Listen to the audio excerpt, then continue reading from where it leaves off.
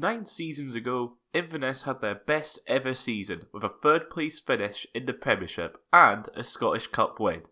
Just last season, they made it to the Scottish Cup final once again, being defeated by treble winners Celtic. This season, however, in what is their 30th season as a club, has ended in relegation to the third tier, playing in the division for the first time since 1999. Clearly, something has gone terribly wrong. So in this video, I'll be looking at how Caledonian Thistle rose up to the heights of European football, followed by the fall into disarray that we are seeing right now. First, we need to go back 30 years to the controversial beginnings of the club. Inverness Caledonian Thistle were founded through the merger of Caledonian FC and Inverness Thistle.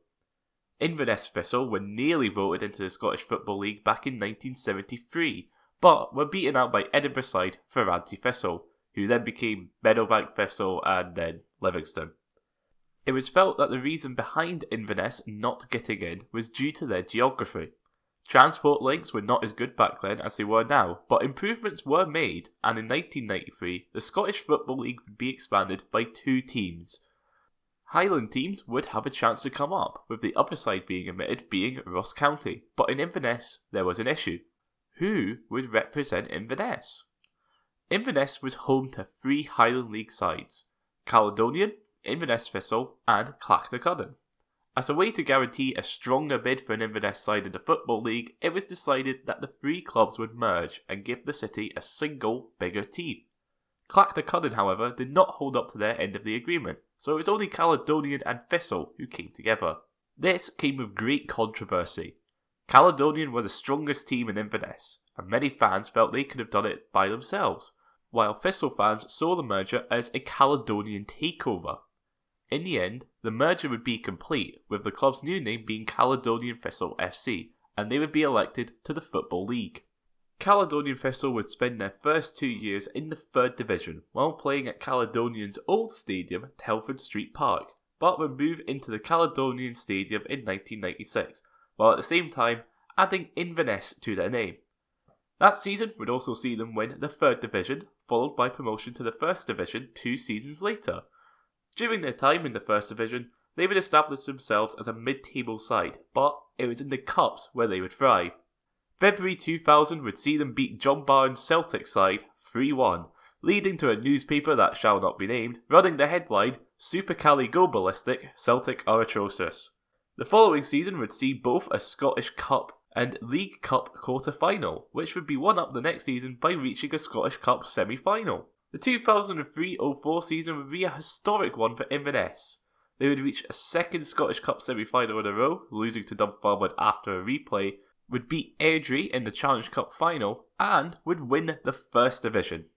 This promotion to the top flight came with an issue: the stadium.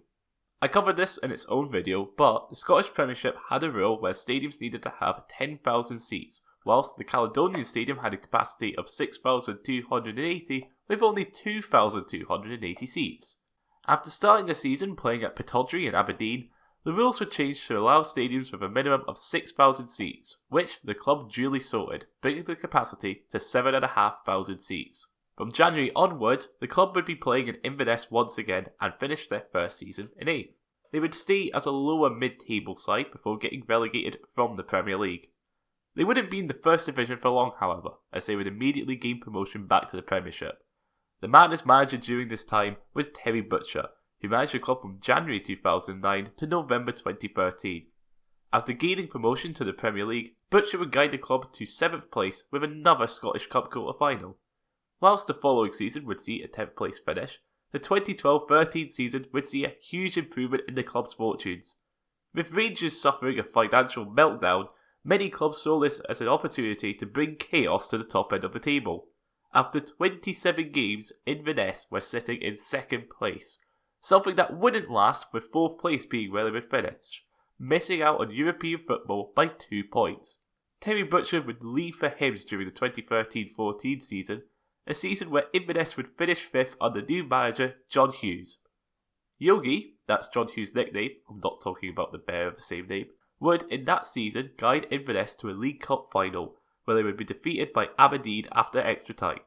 Yogi's first season would see Inverness have their best season ever, with a third place finish in the Premiership, giving the club their first European qualification. This would be followed up by a Scottish Cup final win against Falkirk, a run that involved beating Celtic after extra time in the semi-final. Europe wouldn't last long, however, with Inverness getting knocked out after one round of Europa League qualifying by Romanian side Astra Giurgiu. This is where Inverness would have their peak, with the club finishing down in 7th with quarter-final appearances in both domestic competitions the next season, leading to Yogi leaving the club. He would be replaced by Inverness player Richie Foran, who would retire from playing to manage the club. This did not go well. In the League Cup, they would be knocked out in the second round to Alloa, they would be beaten 6-0 by Celtic in the Scottish Cup, and would finish the Premiership season bottom, seeing the club relegated to the Championship for the first time since 2010. With their previous time in the Championship seeing them come straight back up, fans were hopeful of a swift return to the top flight. Whilst their first season would see a Challenge Cup win, they would finish 5th, missing out on the promotion playoffs. Improvements would be seen with a Scottish Cup semi-final before COVID would interrupt the 2019-20 season, with the club sitting second in the league and with a Challenge Cup final to be played. The decision was made to cancel the final and share the trophy with Raith Rovers. Honestly, thank God, we hadn't beaten Inverness in like 20 years at that point. But the shortened 2020-2021 season would see another 5th place finish. 2021-22 saw the club finish 3rd and reach the playoff final where they would get brushed aside by St Johnstone. And whilst the 2022-23 season saw them narrowly miss out on the playoffs again, a Scottish Cup final would bring hope to the fans that soon they may be out of the Championship. Well, you know about monkey paws? Well, they got their wish of getting out of the Championship, but they went the wrong way. The 2023-24 season was one of abject failure, both on and off the pitch. Billy Dodds was under pressure, as despite leading Cali to the cup final, the football being played was not great, and the Scottish Cup run only happened as after their 4th round defeat to fellow Championship side Queen's Park, they were reinstated as the Glasgow side had fielded an ineligible player. After an 87th minute from Jamie Gullen giving Raith their first win against Inverness in 23 years, yes, it was that long, it was very painful to watch. Dodds would be sacked with Inverness having 1 point from their first 5 games. This was after a League Cup group campaign that saw 3 defeats to Dumbarton, Airdrie and Dundee, along with getting knocked out of the Challenge Cup by Arbroath. He would be replaced by Duncan Ferguson, a man whose managerial pedigree included being a caretaker manager at Everton and getting relegated with Forest Green Rovers. If Inverness fans thought the football Dodds played was hard to watch, then they were bound to be sorely disappointed with Ferguson in charge. A self-appointed hard man, stop giggling, Ferguson would play defensive football, and whilst this would initially work with 3 wins and 3 draws in his opening 6 games, there was a slight issue with his tactics. Scoring goals. Inverness would finish the season conceding only 40 goals, the second best defence in the division. Unfortunately, they scored the second least amount of goals, scoring 41. This led to them finishing 9th on the final day with a positive goal difference. A remarkable achievement. While they would get past Montrose with a 1-0 aggregate win, exciting to watch, I am sure, their defence would not be good enough after losing both games to Hamilton Academical, leading to the club getting relegated to League One, the first time they'll be in the 3rd tier since 1999. Off the pitch, however, it somehow gets even worse. Despite making a Scottish Cup final, they have seen issues when it comes to staying afloat. In February, the club announced that they have plans approved to build a battery farm, something that the revenue from will help plug an £800,000 loss the club made according to the 2022 accounts. This wouldn't last long, however, with the council deciding to review the application. Objections were made by councillors and locals for reasons such as noise pollution, loss of green space, and the fact that the hill the building site was on is popular for sledging. That's right, lots of sledging places. In the Highlands. NIMBYism at its absolute finest. This ended up with the council voting 30-23 to reject the proposal, removing a potential income source for the club. Because of this, the club's chairman, Ross Morrison, came out asking sponsors to renew early to help with cash flow issues, offering a 15% discount to do so. While the Battery Farm isn't dead yet, as the club are looking to appeal through the Scottish Government, fans have been increasingly concerned over how the club is run. When relegation was confirmed, fans invaded the pitch. Aggies fans to celebrate with their players, and Cali fans to protest against the board and their running of the club. With being relegated to League One, the club will face difficulties on and off the pitch. The club announced that they would stay full-time in what was their first statement after being relegated. 3 days after the game. Being full-time is hard enough in League One. When Raith were in the division a few years ago, we had to run a hybrid model where some part-time players were brought on to help with squad building. Inverness issues is that when it comes to attracting players, their geography means that some players won't want to move up north, wanting to stay in the central belt. The board then, in an effort to stay full-time though, pulled off one of the most mental ideas we have seen in Scottish football for a long time. Moving training and club operations to Kelty. Kelty, if you don't know, is in Fife, 135 miles from Inverness. This means that players will have to travel over 100 miles for home games. The club also claims that this will help attract players along with saving money on accommodation. This has understandably caused uproar from Cali fans, and fans of other clubs are looking on and either laughing or state how embarrassing this move is. The board also says that they will still bring through youngsters through this method. However, everyone is asking the same thing. How? Players in youth academies will still be in high school or college and can't make these 135-mile one-way trips like a full-time player can. It shows incredible short-sightedness from a club that has a history of bringing through youth players. An opportunity for people from the Highlands to get into professional football that has now been taken away from them. Fellow Inverness club Clackaconnen have recently announced their plans for season tickets, including 400 free season tickets for under-16s, stating, "In an age where football has become dominated by global superstars and luxurious teams, it's easy for the next generation to lose sight on who needs them most, their local team." The local team part is something that can be considered a dig at Cali's move to Kelty, and what many fans will say is fully deserved. Inverness, like many clubs, had been considered a community club by their own fans, with players taking part in events that moving to 135 miles away means it's almost impossible to do on a regular basis. It's no wonder some fans wish the club had gone part-time and stayed in League One for a few years to bed in youngsters and rebuild the club in a sustainable manner. Possibly the worst part of this move to Kelty is the fact that it had been planned months ago, meaning that even if they had stayed up, this move would have happened anyway. The fans recently held a supporters trust meeting where over 200 people attended, none of them voicing support for this move.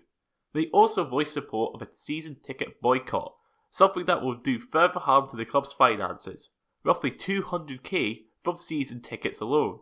Something that the fans are fine about, as it seems like the only way to get their message across to those at the top. Fans even made comments such as preferring administration or even starting all over again than moving to Kelty. But wait, there's more! The issue with renting out Kelty's pitch for training is that Kelty don't own the pitch. Fife Council do. The offices and facilities are owned by Kelty, which Cali are going to be using as well, but the use of the pitch will be determined by Fife Council due to the impact it will have on community use. Somehow, this was never brought up during negotiations, as the council weren't involved in them. The thing with League One is that being full-time isn't a guarantee for promotion. Raith, Falkirk and Dunfermline have all been full-time clubs in the division and failed to get promoted at the first attempt. If Inverness are to gain promotion straight away, and the board may be able to justify their decision. If they fail, however, then the consequences could be serious. In the Championship, there will be clubs with large fan bases making trips around the country, including up to Inverness. Clubs like Falkirk, Dunfermline, Raith and Partick have well-travelling fan bases, and even a trip to Inverness won't stop that. Unless the game's for Friday night kickoffs, then that's understandable to have a lower attendance.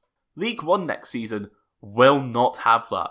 The drop-off in attendances in a country where ticket money is such an important part of the club's revenue will have devastating effects if Inverness don't go straight back up. Because let's face it, how many fans are Annan or Montrose going to bring? Sorry if you do support those clubs, by the way, I just needed examples. Even then, playing games against seemingly lesser opponents for a full season isn't going to be a walk in the park. A well-organised part-time team can cause issues and even win the league ahead of you. Believe me, I saw it happen with Arbroath beating Reef to the title. And teams will see you as their big scalp. Inverness need to get their act together if they want to guarantee promotion back to the Championship, but as it stands, that does not seem likely, as they have now lost out on a large sponsorship deal from Norwegian energy company Statkraft, seeing Inverness lose out on a deal worth between £1.4 and £1.7 million. Statkraft had planned to work with the club over a park and ride scheme for their workers, but have pulled out of the deal over funding and prices of the original site. This was swiftly followed by Ross Morris's departure as chairman, something which fans will be happy about, but not enough to see serious change at the top, with Chief Executive Scott Gardner currently still in his position, and who the fans have been directing most of their anger at. Morrison, however, in his interview with the Inverness Courier said that his departure was because of his support of the Kelty move, after suggesting beforehand the board could still make a U-turn on it. Morrison believes the move to Kelty would save the club between £200,000 and £400,000, but the season ticket and merchandise boycott will end up wiping out those savings. This step down was pre-planned, but this was something that still wasn't communicated by the club directly, and it just shows that this club is in a severe mess. It is more likely that Inverness will be spending a long time in League One, something comparable to what Falkirk have just had with 5 seasons, rather than coming straight back up. That is, if they will have a club at all. The board of directors for Inverness have put out a statement saying the board of directors are in discussion with potential new investors into the club and remain hopeful of finding a new investor or new owners. However, in the circumstances we currently find ourselves in following the loss of Statkraft contract at Caledonian Stadium, which was worth 7 figures to the club, and given the new financial position of the club, it is also prudent to approach a suitably qualified insolvency practitioner to advise on how we may proceed should our efforts to find new investment fall short. For clarity, on the football front, we have decided to remain training at Fort George for the foreseeable future. So this is both good and bad for Inverness fans. What it shows is that the Kelty move is now off, but if they do not find new investors, there is a chance of administration striking the club. Something that would be detrimental to the community up in Inverness. Well, there is more good news for Inverness fans. Scott Gardner, the chief executive, has decided to resign from his position on the board. He will be staying to work his notice period, according to board member Graham Bennett, but the fans have got their wish. Board member Graham Bennett is the one who has come out about this, and he has said that there is no interim chairman yet, as nobody wants a job, which, when you consider the current financial predicament, is not surprising. When it comes to the Kelty move, they didn't tell Kelty that they were ditching it. What an incredibly well-run football club. It's probably no surprise that Inverness are in such a mess, when you consider that Scott Gardner's list of achievements whilst at the club include helping to run a concert company to get money in for the club, which ended up getting liquidated, leaving local businesses out of pocket, giving Dodds a 2-year contract when fans already wanted him out, banned the club's only podcast from speaking to anyone in the club after they criticised the regime slightly, made an absolute mess of releasing former players, including those who were injured, set up an automated email system to harass local councillors in an attempt to make them vote favourably for the battery farm.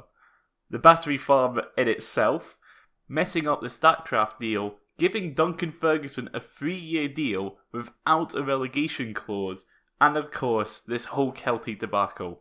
This is after he was at Hearts, where he forgot to order seats for the new stand. Something tells me that he won't be getting another job anytime soon. That's all for this video, and of course I hope you enjoyed.